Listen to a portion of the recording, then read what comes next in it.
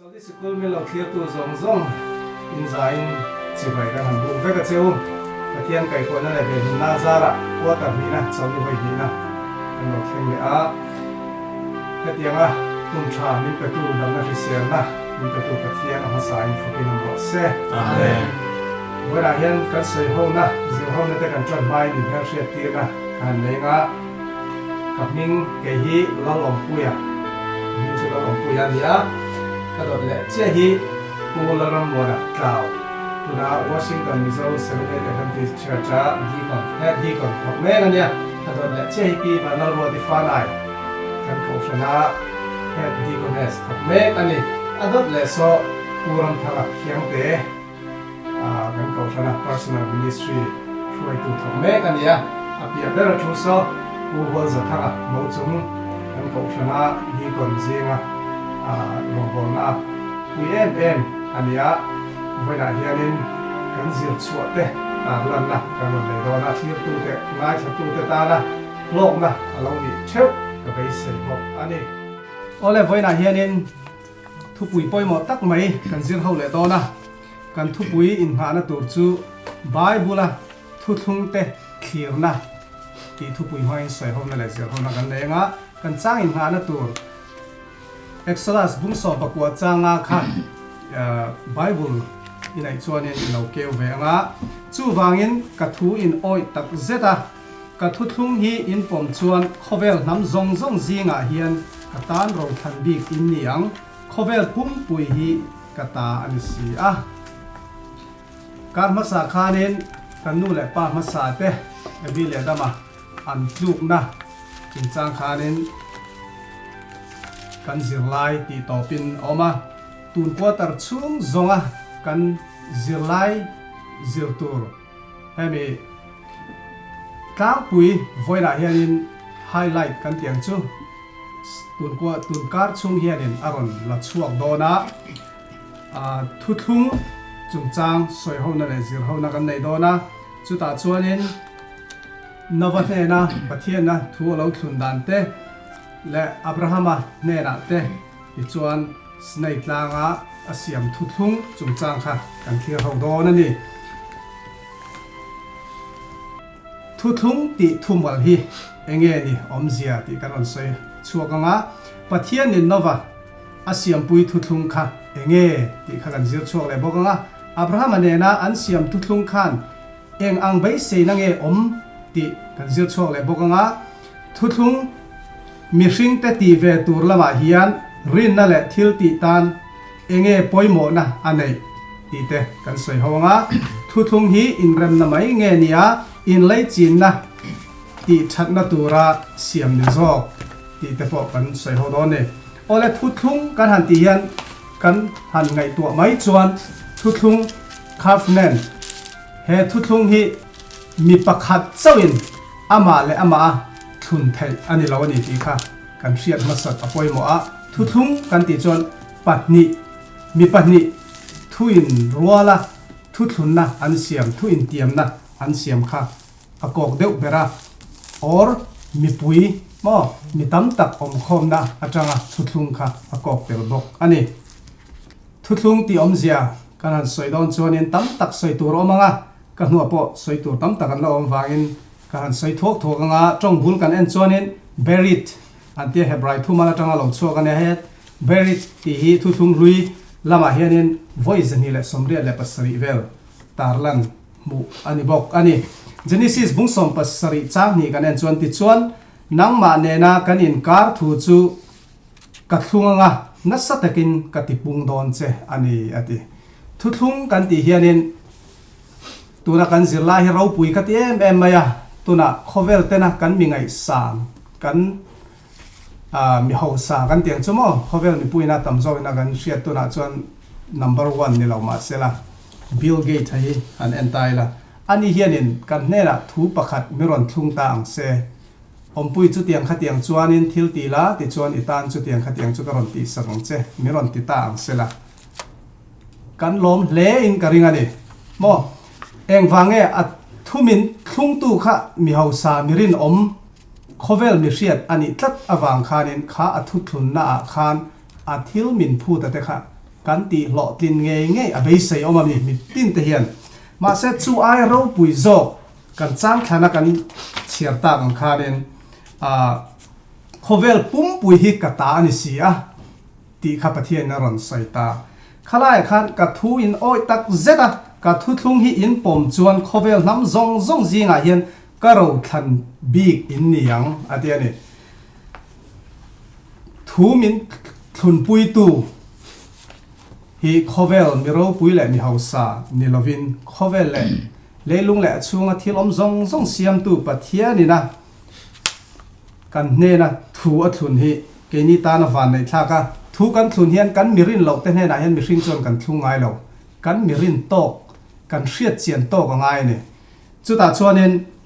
pathian mangai na a khongai na khata khan aron lang le ngal ta pathian chuanin a khongai na zara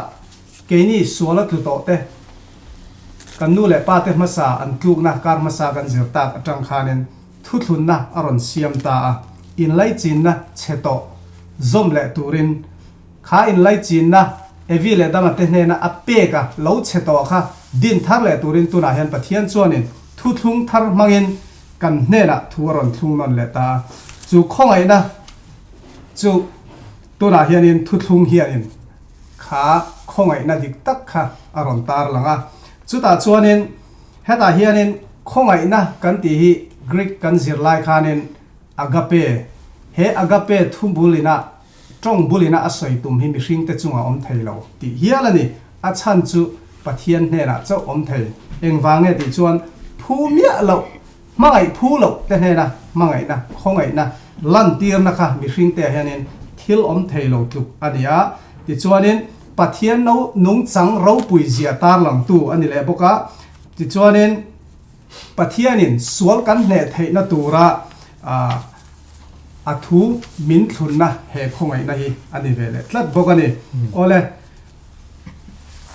he thu thung hi thil poi mo em ania keima ni ring tu te ta na he thu thung ti om zia kan hriat chian lo chuanin pathiana po hen rin na tak tak kan ngat ngam don lo ti kha a chiang em mai ni chu wangin tuna kan zir chau tur thu thung hi ngun takin lo ngai thai la ni china ka soita ng khan pathianin mi hring te hena a thu thun dan le suala kan tluk to nu po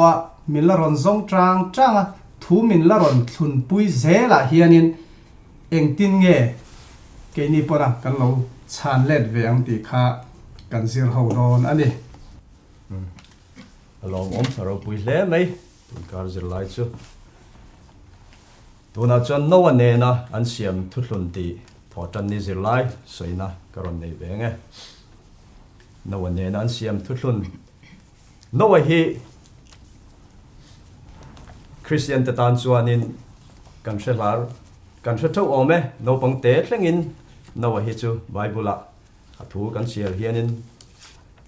kan travek ome no hun lai khanin mi hring te kha pathian du lo zong ti in sual lampanga an tlan na se em maya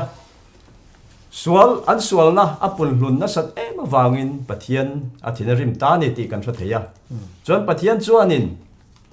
khovel mi puite an sual em wangin he khovel pum huwa pa tui ne na silfai mo ti boral ve aduni chu pathian chuanin no one ne na thu atlung ta kan khovela mi ma saber evile adama ne na thu alo tlung to kha hemi tum po hian no one ne na thu atlung ani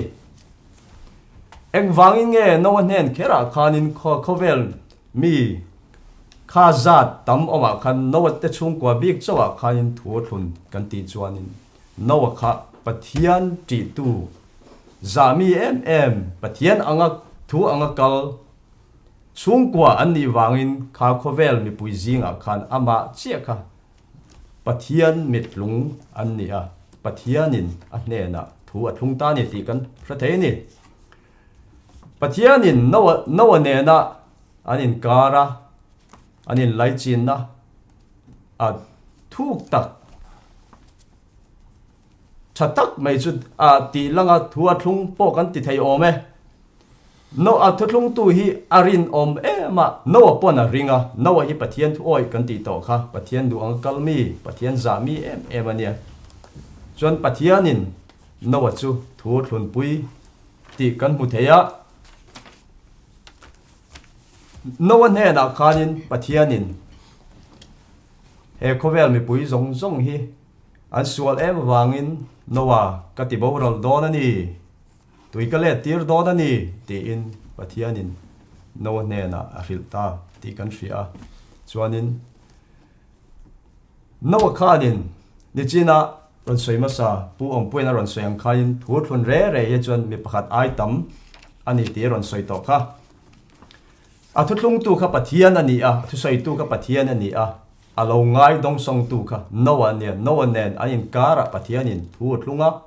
chuanin pathianin e le a hian tuika le tir don ani nowa ti in thu thlunga chuan nowa chuanin enge ani pathianin thu a hne na athlun a in kar thlun ti chuan nowa khan ti tur nei ve ati tur chu longte alo tuka poimo mo ama chungkwa ain ven phim khur theina le tuile ta a him theina turin pathianin ati angin alo in buat sei ve angai ni nowa kha pathianin khalai khanin lo chan lo po ni tareng sela mo lo chan lo ta ni ang se nowa kha midang te angin tuile tin anwai bo ve don ni ti kan tha theya chen nowa kha pathianin nowa hne na khan nowa tuile dona he khovela tuika le tir dona ka chan mai thei che ni chan lo mai thei che ni nowa ka tiang khanin ka hrilang che khan long lo tuk pot la kan clear zel kan en zelang chu ka chan po ni mai thei che ka chan lo po ni mai thei che ti sela pathian in no ne na khan pathian kha aring zo ngem mo teu lo mai aring zo do lo ni ti kan mu thei ni chu tong kam chu thuthlung ti tong kam thu mal thu in tiam na ani lo reng ani ti kan mu thei ani pathian hian in no ne nin ain kar thuthlung wang mo phoda sang tak anei ni ti kan tha thei ani chuan khami hun lai khanin mi then khatin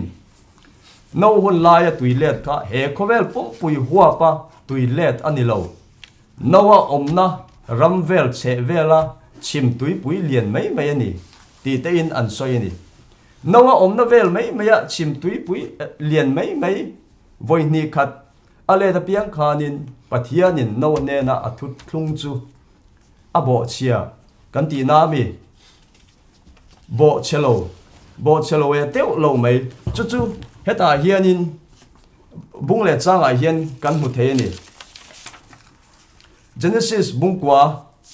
chang som panga kan chiar nge Genesis bungkwa chang som panga keile nangni le ti sa zong zinga mi thil nong tin reng te kara ka thutlung om hi ka rengang ti chuan tui chu ti sa zong ti boral turin ale le to lowang ti in pathianin asoin a chiang em mai ni kami voini khatvel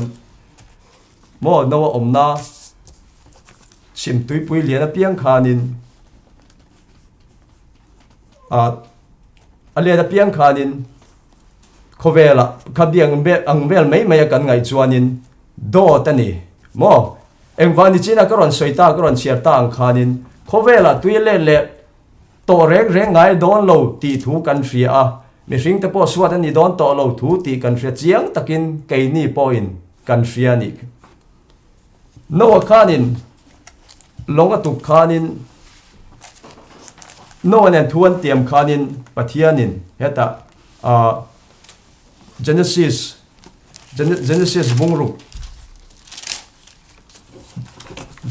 bungruk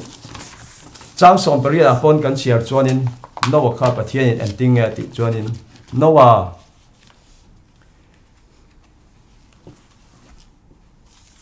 ilut turani inu pui po ifapa te po ifapa nu pui te po an zawa in longa in lut turani ti in asoya ti chine kan soi tangin pathian nen thu an thlunga a thlung tu kha khovel siam tu mirin om takania nawa pon aring to ka pathian pon nawa kha hum turin mo phuna ro pui takania pathian du angin thil biti mi le pathian du nga na thok mi ania pathianin long chunga lu tur atiang chuanin no te chung kwa kha an lu ta ti kan tha thei ni chu tak mai chu no ne na an thu thlung ti tho tanin athupui aron tum chu no ne na an panin kara khanin pathianin no kha ama ti tu khovel pumpuya ma ti tu chung kwa an ni wangin pathian kha no ne na kalin no ne na kalin thu thlung ta a he khovel tui ka le tir don ani nowa ka chan him don che ni ti in thu thlunga pathian po in mo phun sam tak anei hum him tura mo phun sam tak anei kha pathian po in a thu tiam angin nowa te chung kwa kha aveng him a hum him ta ni chu tiang bok chuanin keini po nowa anga pathian nung zui mi kan ni chuanin pathianin thu min tiama thu min thlunga mo athu kan oi chuanin a ne na kal turin min tiama keini point no anga thu kan oi chuanin van ram pathianin min tiam sok kan chang ve do ani amen tholeni a hian abraham thutlung ti ania nichena noban ne na thutlung a khanin tui alet tira khovel ni ten swal e mawangin ta chuanin tui alet nu khanin noba chung kwa te tang khan khovela khan ring tam tak an lo om le a ring ta khan don swal le em a amaro cha abraham hi chu pathian thu oi abraham pa ngei po kha pathian ale milem biak na chok wala rin na mumal nei lo omani ti kan se amaro chu abraham hi chuanin arin na hi aza pui lowa nget takin pathiana hian a omani ta chuanin pathian hian an abraham nen hianin thutlunna ran anei zinga hian abik takin kan ron clear tur chu Genesis bung som pani chang khata tanga chang thum ma hianin a thutlun pangate kan soinga chung te chu bible a khan kan muthaya chiro pui taka kasya mangche ti te malka so mangche nga iming ka tiro pui bokang ti te nangmal somna ni angche tin le nam tin ilaka hian an la thovengang ti te alo soyani henga soi hianin pathian hianin abrahaman hena hianin pathian ang tin le pol ang tin moni na ang mangin asoi ani meilova ama kha yawe omakani ti pathian mingai ama mimal mingai khanin abrahaman hena thualo thlungani Genesis bung som pani chang thumbi ka khanin mal somna mal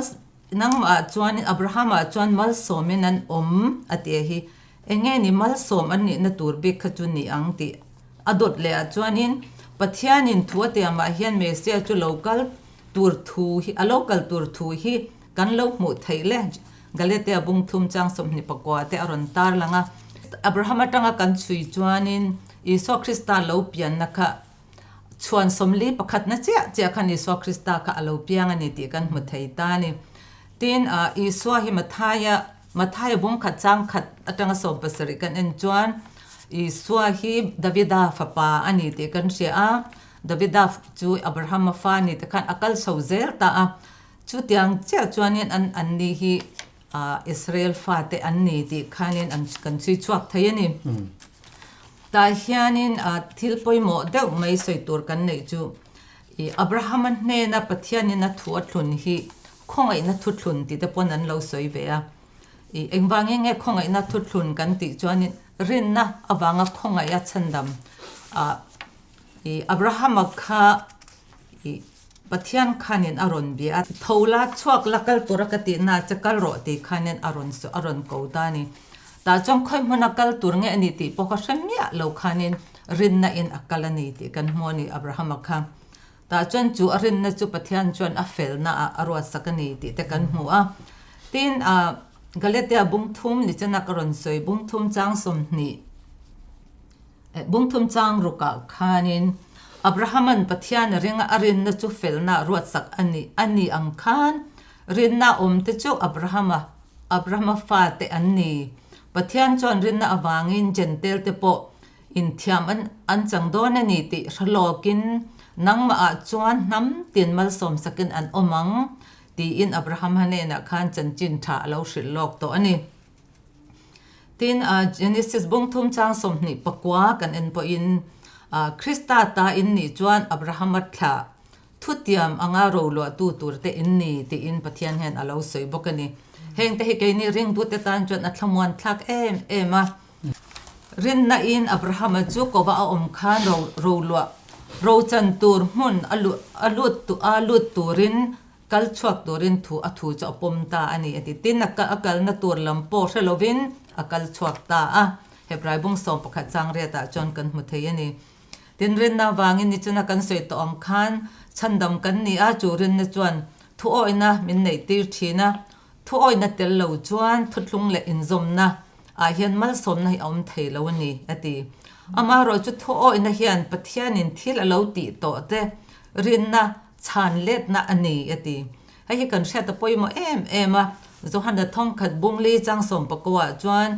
ama pathian in min mangai masaka wangin ka mangai let ve ani ti hi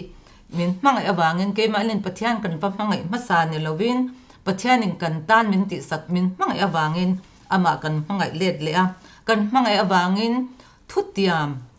adan te kan lo zom thei ta kan mangai awangin ama du da nang om te khanom kan lo ti a ama du da anga kan oma ama kan mangai let le cha khan kan ri ro zong kan engkim kan in pek awangin kan in pek thei awangin chandam kan lo ne ve thei ta ni heng zong hi pathian in Abraham an he na alo tiam ta sa to vekani a tin Genesis bung som pasari changli kan an le chuan ngai te ke zongin ka thuthlung chu i hne na ani ka thlun ni chi sang tam tak thla tu ini to ang i ming po Abraham ani to lovanga Abraham ini zo kang chi sang thla tuwa ka siam tak che hi alo tiani ta hianin ke ni na kan thiat turata na poimo em chu he thu hi apoimo em a chu bang chuan azol nei po elenchi hoi te hianin khongai na mak tak ti tun me tha ninga a po khanin Abraham ne na tiam thar le na ti in thu pui mangin alo ziak boka ti chuan tha tu bul te le zol nei te ti phek zathum somsari pasari po hianin sertan Abraham ne na khanin sertan turani ti thu khalo peta Abraham ne na sertan thu pe kani a hei hi pathian rombol tu in hlan na thiang hlim le chin chia na milem belowin pathian thu te zomin anin da ran na turata na thutia mani atiani hei hi Genesis apo hian kan mu a ti han lo soi boka in a piang po in mi pa to phut chuan in serin tan turani atitani boy po in ni se boy lo po in serin tan ngei turani in taksa ka thuthlung chin chia na chukum khwa in a om turani an taksa khana thutlung chin cha naka a om nge turani ti in jang som pathuma lo soya som palia chuan mi pa to phot set tan lo abun muar tan lo chu alai chin te jinga ta tui thar turani ka thutlung abo cha ta wangin te alo ti ta heng te hi pathianin Israel fate hanga em awang khanin Abraham an he na thu alo thlun ani a wa in kai ni tan enge he Zirlai tang kan zir tur ti chuan Genesis bung som panga chang ru ni chana karon char to ang khanin Abraham chuanin arin na wangin arin na chu fel na ruat saka atia chu bang chuan kai ni po kan rin chau hian mai thil ti pakhat ma omlo chandam kan ni na tur hian ke ma nin thil ti pakhat ma min phut lowa kan ti chu kan ru zong a kan sak na zong kan thei na zong a ama rina ama na in pek lum to phi min phutania chumi kan ti chuan chandam kan ni ve don ni ti kha ani kalome amen van ro pui tak em ni lai ni a po hian rin na chung chang kha aron chom nung zela Zirlai kanan en chuanin Mosia le nena an siam thutlung chung chang kha kan en chho don ani lai ni a po amar chu he Mosia nena an siam thutlung hi tuna ka mami ten ron soitak novate Abrahamate ne na pathian in thu lo thun to a ban phar mewa thu lo thun to chungchang kalchun zom zel ania a poimo khop maya chuta chuanin rin na bok kha poimo le ta ni Abraham apo rin na in pathian thu tiam thu thun ab an mani an pani in kara thu thuna kha apom to pa pathian in kal tura tinarama kal chuak to mai ni chu tiang chon rin na in a pen chuak to pa khuya rama nge aka a thlen don kal don eng ma ngai to lovin pathian hian in chiro pui taka asiam tur thu te alo hril bokatin kanan ram hi amchi ama tha te nen tha te kanan ram ala hruailu don ani ti te thu alo tiam to kha ania tin chu thu tiam chu Mosia hun ma khanin local chau zela te chon Mosia huna Israel mi te kha ai kup tarama tan ina an lo tang ve a an lo tanga chumi ta chu Israel mi te lungai taka pathianan aw o chu pathianin alo hretina a thei hil ngai lawa pathianin harsan mang an lai taka pathianan aw chu pathian om hle le thei bik lovani chu tiang chuanin Mosian hena chiang tak main Exodus bungruk chang khatang chang ret kan chiar chuan kan mu thei ani pathianin Israel mi te trong try na an aw o boy ai gupta boy an ni na te kha an tor na zong te kha chiang takin ashia ani chuti chumi chang chuanin ai gupta rama tanga kanan rama lutura hruai tu turin Mosia kha a thang ta ni Mosia po a chan chin kan thria soi zaw ngai lo ai gupta faro fanua fapa vua du lova tlan chia in ti khan pathianin aron zong chuak ani ti kan hriat kha ani chu dang ok mai ni na a pathianin man adua mit ngil nei tak mai ani ti kan hria a Mosia hi pathian ta na mirin om tak alo ni to chu pathianin a hria a atan po mitang kai tak Israel mi te ama mi te hruai chuaka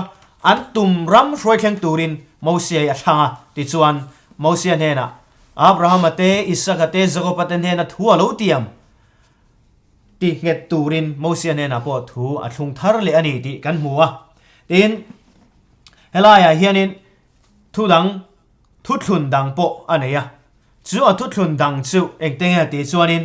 heng Genesis bungso bosari changre changkwa te Exodus bungso bakwa changa changruka te khan kan hmuwa Israel mi te kha ro than bik pui thiam chi nam thiang hlim ni turin a thangani chu tiang chuanin Israel mi te kha ama mi bik ni turin pui thiam chi ni na te kha Israel mi te nam ro pui tak an lo ni ang ati na lai tak te khani nam ro pui tak tuna hianin tuna kan Israel te hi pui thiam chi an la niam ti zona te po om mai the ama ro chu tu ma pathian thu tiam hemi hi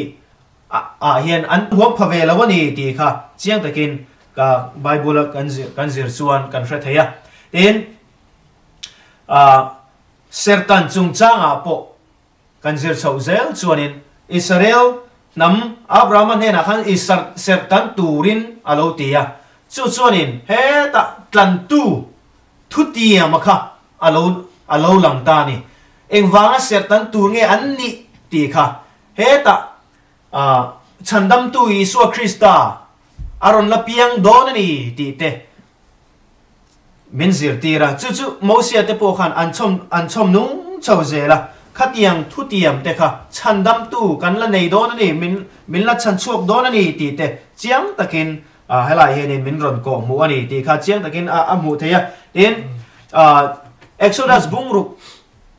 chang ni na khanin ti hianin alo soi hi amoi ma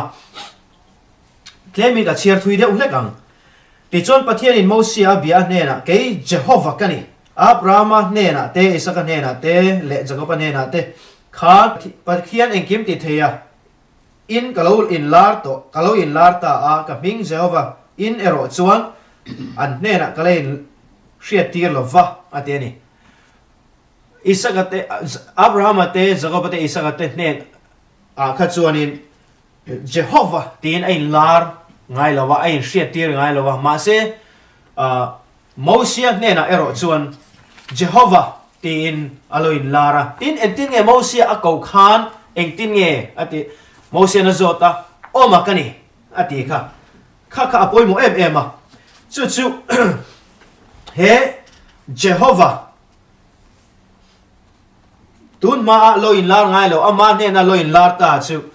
athutiam tun ma athilti tum ahlen tum zia lan tirate ania pathian hianin ama ming ngal ngaten aloin shrila chutiang chuanin Moses ne na hian athutiam hi ahlen tum chian zia hi chiang takin kan mua tin an mani ne na chuan kanan ram an mi khwal na ram reilote an lo om to na kha pek tumin ka thillung chu ka lo ti nget taboka atiani ten Israel khate ai kupta hoten an boy ate room kha ka lo sheboka ti chuan ka thutlung chu ka shrengani pathian hianin thu min ka mishing ne na thu athun mishing mai ne na thu thun hi ati ve mai lova ti takani ti chiang takin helai hen kan mu thei ni ti chiang em maya chu voina po hianin pathianina thu lo thun kalau kal le don ani ati hi kalau kal le don ani ati hi thu thun hi a chiang lu tuka alo kal le na tur a min shil lo in rin lo na tur a min shil Mathai bung somni pali ate thupona te Daniel ate ne na heng shilo na chungchang min zirtir na tang hianin isu hi alo kal le ngei don ani amma ngei hi alo kal le ngei don ni ti chiang takin kan hre thei ni helai Johana bua bung lia te bung som pathuma te bung ria ta te bung som pathum bung som priya ta te khanin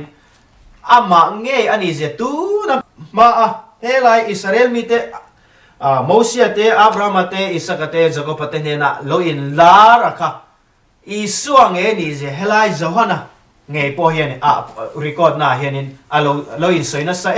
ma chuwang chun isuang nge hi hele ya hian ama mi te chandam turin aron kal le do na chumi tur chuanin rin na nen thei to pin chu thu tiam chu ilo vong ze long uti kha min so mani he Zirlai ni lai Zirlai hian alo me ole ninga na Zirlai am ziranga atupui kha thuthung thar jok chu ti ani a Jeremia bung sam thum pakhat chang sam thum pakhat ta thum kha ron ta chuaka ti chuan Bible hi kan chiar lok nge ngai te ni te lo thleng do ne ti hilal pa thu chuak ani chung ni ya te chuan Israel chung te le Judah chung te ne na chuan thuthung thar ka siam an thla tu te ai kupta rama tanga hroi chuak tura an ko taka chel ni a ka thin angkha ni lovin an ta hau tu ka ni chungin chu ka thung chu an bo chia ti hi hilal pa thu chuak ani ani thleng thang char phatanga Israel fa te kan khat angkhan Moses mangi pathianin asatana ta kha hroi chuaka chuan an lung ruwa nam lu tangnia an lul boka pathian thu khanin an om reng thil lowa an lo pen mo san thina Moses ni som Moses dan som la akal chung kat bo khan lo milem ten lo bia an khan sabong lo lim ten lo siama an lo bele moi thina ni ti kan thia pathian khan phasan khop maya chu wangin pathian hian thuthung hi hmangai na wang zo kin lo pe thina an lo hun lai tangte Abraham tangte chuan Moses khan ron pe chho zela tuna an Zirlai po hi kan mi thuthung kal chho zel khan ta thuthung hlui le thuthung thar kan ti hian tun lai hi tia te hi kan se zaw du chu mi tam tak hian thuthung hlui han ti hian Genesis atanga Malakia hi mi thleng hi ngai to lo do angai khati no am lang khan nei ta thina chu wangin chaw ni thleng ram ngong ta tak thina kha ei in thleng khan ram ngong ta thina tu thung khe fia lo wa ga ya ma ra kan zir chan chuan helai exodus bung som ni pali te bung som pakwa changa te ni li chang thum ta kan en chuan khatia khan thutiam na kan huwa i chuanin he tuna kan chairmek Jeremia bung som thum pakhat atanga bung som thum pakhat cha som thum pakhat atanga thum li te le kami an pui chu hebraya khan la hebrai bung ria chang sari chang ga khan ron ko chok le ya Jeremia mi kha pathia le na alo pek thu thung kha Israel fa te khan kan zo mangai ti in tuna alo soi to ta ang ha ka thian soi ta ang khan pathia thu pek kha kan zo mangai kan ti angai ti in lo in tiam thina ama ai ro chu ni som li lak chung khan lo bo thina kan soi ta ang khan chu wangin Israel fa te hi nam lu ta kan lo ni ya pathian po khanin thei to ka chuwa ni tang mangin kha roi thina ama ro chu an lo lu ro thina wangin sala tian tanga tam ta khriam na khan tuar thina ni ti kan thia chuanin tu thum thar lama chho tai la pathian le na thu lo thun ma nam sapar kan ti nga chumi ya chuanin hetai dan huwa na kha ani zoka Khovel siam tir atang po khan pathian an lo thung thawa la li so mangin chu betera thon khat betera bung khat chang som ni a khan leilung pian ma ro lok thu kan lo mu ni so krista ka pathian in mhringa siam dona an lo bo chia lo so la lu pala ni point ke ma ka thanda mang tin i so khan lo in tiama pa le fa pa khan lo in thu tiam na khan lo in le thun do thung ni ti kan thria ti kan huwa ti chuan thu po na khan thu pan bu so pa thum chang re ta po khan in leilung pian tir ata to bram no ti kan bu bo ani chu wangin thu thung hria khanin thei top choin dan mang te in aba tu mangin a hoi thina ma ri Israel fa ti khan zom thei lo wa lo bo chi thina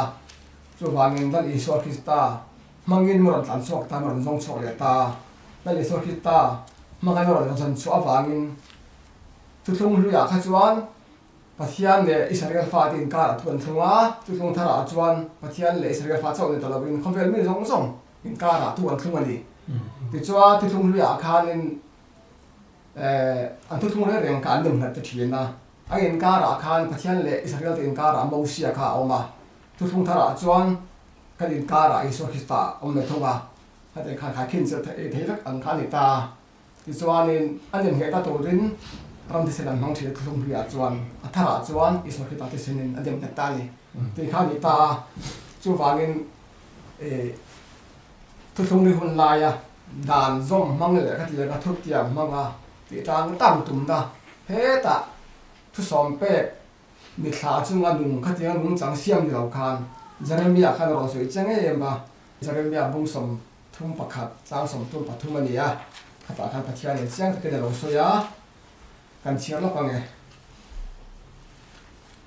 chung ni nu a Israel chung te hle na thu ka thun tu ero chu hei hi ani ti hi dal pa chu ani an chung ri la te ka thu pe ka da anga an thin lunga ka jek bokang kai hi an pathian ka ni anga an ni chu ka mi te an ni ang ti de lo je ka ni helai ro pe em chu pathian hi ka pathian ni hi alo cha ka alo sak lo ni ti le min sa pu lo ni ti hi ka sen bela chu bangin ani pon khateng khan Israel ho te khun lai khan Abraham atang te nabat te Moses atang te an pathian ni khan lo du awangin thutiam na khan lo siam thin zo kan ni chu aro pi ka ti ya chuanin Johanna bung so pasari chang thum hei hi chatuan mun na ani nang pathian tak chau le itir iso Krista hiat hi tin lo da amen aro pi khap maya an Zirlai hi thu thung thara chuan thu thung hlui anga khati anga pathian le na intiam kamna nun pui tum le ti lo awa ga in khem le na am chi khom to lo wa chatu ban thu thung ani ya thu thung thara chu la li so mangin chatu na tan anim hep to wa chu wangin la li so rin chana la li so ring chuwa kan hun te kan mana kan ni nun kan man thiama kan dam chu hun te kan man thiam chuan ami thiang him te zinga kan tel ve do ni ti hi chiang a takin kan ria te chu kan soi thei to ani ren ta na ka long ko pe Amen. Rồi quý lẽ mấy tuần car kan Zirlai thu quý cái sợi lọc ta vàng khan Bible thu thung te thiền na tuna khanin kan này á thu thung kan ti khanin kan sợi ta khanin tuna kan này thà to zong zong khan khai khom tai la thu thun na hian thu del kil oma chu thu del kil a chuan khá thu thung khen dik le chang thei tur khanin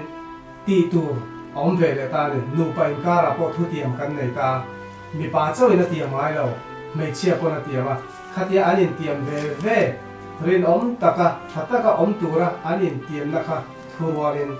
thì khan cao chỉ na khai bộ xemภาษา sa khát chú đi lâu nha ngày thì anh yang chia khan và thiên chuẩn thu mi lon thun puya căn ngày thà tang khan lên thu thun kha bộ sẽ tu căn này cho nênกันตานะอาทิตย์เดียวค่ะกันจังเฮดอนแล้วสุดท้ายชวนกี่มาดีแล้วมากันตีเวตูจูทุโอยคงไอ้น่าเราผมคันนี้ให้ตาเฮียนินตัวนักกันไงทักตาดามาจังทุทุ่งกันเอ็นชวนินโนวันเฮนะทุนเตอับราฮัมเฮนะทุนเตโมเสสเฮนะทุนเตเลยตุนเกนี่เฮนะอาทิตย์ทุนอะไรเอวิเลตานะเฮนะทุนเงินกันอะไรนังเรื่องนี้ทั้งลำเราดิจูทุทุ่งกันไงทักตักซงตบขานะมอดบอกนะอีสุขันครอสอารมณ์เนี่ยเหตุเชียจูตัวนะกันไงทักจัตุนทุทุ่งกันเตียจูในตาเนี่ยทุ่มหากระสวยตาอังคารเนี่ยตุนขวดกับช่วงซงกันZirlaiตุนข้าอัตลาปุยตุนZirlaiเห็นกันละคมตาจูกันเฮZirlaiกันZirlaiจังเห็นปัทเทียนี่นะกันเฮนะถูอัตุนะเห็นตินเง่กันลกชันเด่นเดดอนขายคมนะกันเชียร์กันติดชวนกันถูกันตบดอนเนี่ยขอเวลาสวลเราลุดข้ามกันนู่นแหละป้าเต้ก็ทำมาปะเทียนินมีสิ่งเต้นนะอินไลจีนนะเราเสียมโตอินไลจีนนะเราเสียมโตจูอติเชตเวกะตัวน่ะชวนนินจุดเดียงมาไงนะอินไลจีนนะจูทุทุ่งมาดินทาร์เละอตุมอันนี้เฮทุทุ่งเฮียนปะเทียนเละเกยมานี่อินการะอินไลจีนนะทุกตักอินในนะทุทุ่งอังเดียวฮีอมตีลันบากาปะเทียนส่วนฉันดำนะกันโลนี่ไทยนานแหละมินเสียมตู้เนี่ยนะกันโลอินเริ่มแหละไทยนานรวมมันนะอาเซียมันนี่ตีตีบกอามาปะเทียนเงี้ยเฮียนมินไม่อวางินทุทุ่งอินไลจีนนะเสียมจูอารอนรถชัวกะคงไอทุเตียมเตเล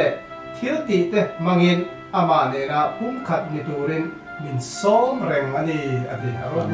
ไหมปะเทียนเฮียดินมิรอนซงภาษามาไงในมิรอนทุนปุยจางก็ใส่ตัวอังคันมิริน้อมเหล่าแต่สุดการทุนปุยไปเนี่ยระวังทุนนายันมาเสียปะเทียนส่วนอาทิตย์ลัดไหมเนี่ยอันนี้นะรินอมเหล่าเนี่ยนะครับทุนน่ะอารมณ์เสียบจางที่ปะเทียนมาไงนะเราปุยเสียการชานเล็ดเทนะอมชุนชุทุนจะตัวทุนยิสุคริสต์ก็เราก็เลยไงโดนอาทิตย์เตเงี้ยตักเละรินอมตักริงงามาอินปวดจะกันติตัวอันนี้นี่ตัวกันZirlaiใส่เขาเลยZirlaiตักซงขัดเทียตัวเลยง่ายขัดตัวซงตานะมาสมนะอันนี้เที่ยวกันไปเสียปะเทียนกันซาตานมันสมสักเที่ยวหรอเสีย